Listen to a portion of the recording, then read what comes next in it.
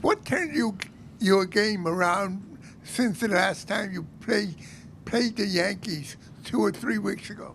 I felt a little off mechanically the last time I faced the Yankees. I'm not chalking that up to anything. I still got to go out there and compete and, execute my pitches. And I just felt like the last time I faced them, I didn't have the curveball or the splitter, and both of those pitches played, big into my game. And tonight I was able to establish the fastball inside, get them active in there, and then I was able to, use the curveball the second time around, the pauses, quick pitches, things like that, and, kind of use the splitter earlier in the counts to get them active as well.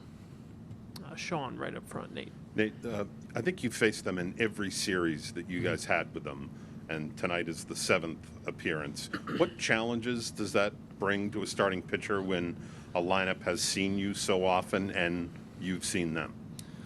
I feel like most of the time it's those back-to-back series. I think we did that twice, or we did that once right after the All-Star break, where we went back-to-back. I think those are the most challenging times. But before, as long as there's like a little 2-week, 3-week gap in there, I think it kind of changes everything. But again, a lineup like that, you got to try to prevent the ball from leaving the ballpark and try to get quick outs and, again, attack the zone. And I feel like if you can attack the zone, it's going to make your job a little bit easier out there. But, at the same time, you got to be locked in, ready to go with a lineup like that.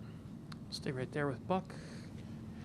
In the first inning, Alex said the ball that Stanton hit was off the end of the bat, and he didn't think it was going out. What were your thoughts? I felt like I left the slider up a little bit, and with him and his power, there's really no telling if the ball is going to be gone or not. When I'm out there, I felt like it was initially off the end of the bat, but with the short porch over there to the left and the height that it had, I thought it was gone initially. And it hit off the wall, and we were able to keep him to a single, and I thought that was huge for us. Thank you. Mm-hmm. The left center aisle. Nathan, just what were your thoughts on the atmosphere tonight and with the crowd being as hot as it was today? Crowd was unbelievable. Walking out onto the field just to warm up, they were getting going. They were fired up. We had the introductions. We had all the little videos and everything that we were doing on the scoreboard. They were locked in from first pitch on, and, we were feeding off of that. We were able to score first off Cole, and we kept the momentum going from that point on. We had good quality at bats. Bogey was able to get us on the board in the first inning. And, for me, it's like once we get the lead, I got to try to do my job and get the guys back in the dugout as fast as possible, try not to let him have a chance to recover. And we were able to do that tonight. But the crowd, we were feeding off them big time. The energy was definitely there. Second row on your right. Nate, are there things that you took from that last outing against the Yankees where you struggled, that you saw that the way they attacked you and kind of worked that back into the way you approached them tonight? Yeah, I felt like they were definitely jumping on my fastball, especially early in the counts, and I was kind of staying away with the fastball at that point, and they were able to drive the ball, and then when I did have the time to throw the off speeds, they were able to jump on those as well. And tonight I wanted to make sure to establish the fastball inside, and the second time through I was able to kind of stay away from them, but also keep them honest inside, and I think that game plan worked out well for us tonight. Stay there with Pete, then Jen. Nate, everybody talks about how well you pitched in Game 3 of the World Series, but you did lose that game. How much better does it feel to pitch another great game but win the game? It's definitely a lot better feeling to be on the winning side of it.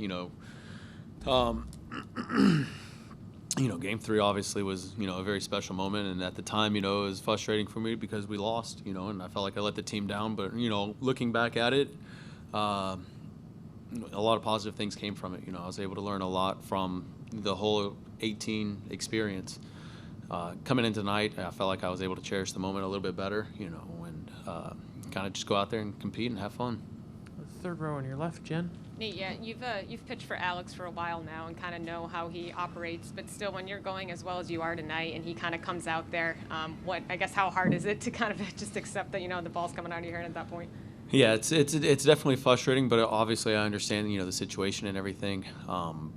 Third time through the lineup, it's tough. The batters, they're seeing you for that third time. They have a better understanding of what you're going to do, a better idea of how you're going to attack them. And I get it. Obviously in that situation, I didn't want to come out. I felt like I had been doing decent against Stanton tonight, and then Gallo as well. But Brazier did an amazing job coming in. We were able to get out of that inning. We had the great relay off the wall. Kike, Bogey to plow behind the plate, and from that point on, we were able to lock it down and get the win. Up front on your left, Ian. You guys had a lead against the Rays this season. It looked like it at one point you guys might win the division this year. You know, how nice is it to get another crack at them, kind of after losing the division to them? Yeah, I mean, again, it's one of those teams in our division. We know them well, and you know, I feel like we faced off well against them in the past. And you know, coming into this one, it's you see anything can happen. You know what I mean? We I felt like we had a lot of good momentum coming in tonight, coming into the game. We were able to feed off our crowd. We had the dugout was fired up. We were able to score first, and I think that's what it's going to take when we play the Rays. And we got to, again, pitching-wise, we got to attack. We got to attack. I don't think we had any walks tonight, which was, you know, big for us. And you see how effective our bullpen can be when we're ahead in the counts. Against the right wall. Hey Nate. Kyle Schwarber said this is the best Nathan Eovaldi performance he had seen. And also, when Alex came to get the ball, he described you giving him a death stare. Kind of go through what was your mindset at that point when Alex was coming out.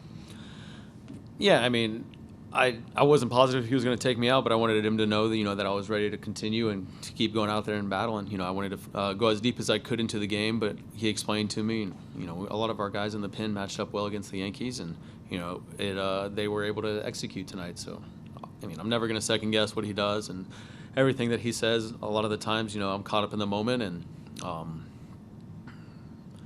just kind of caught up in the moment. I don't want to come out of the game. In the right corner in the blue. Nathan, you said the guys coming out of the pen. Specifically, what did you think of Tanner and what he was able to do in his postseason debut in that one inning?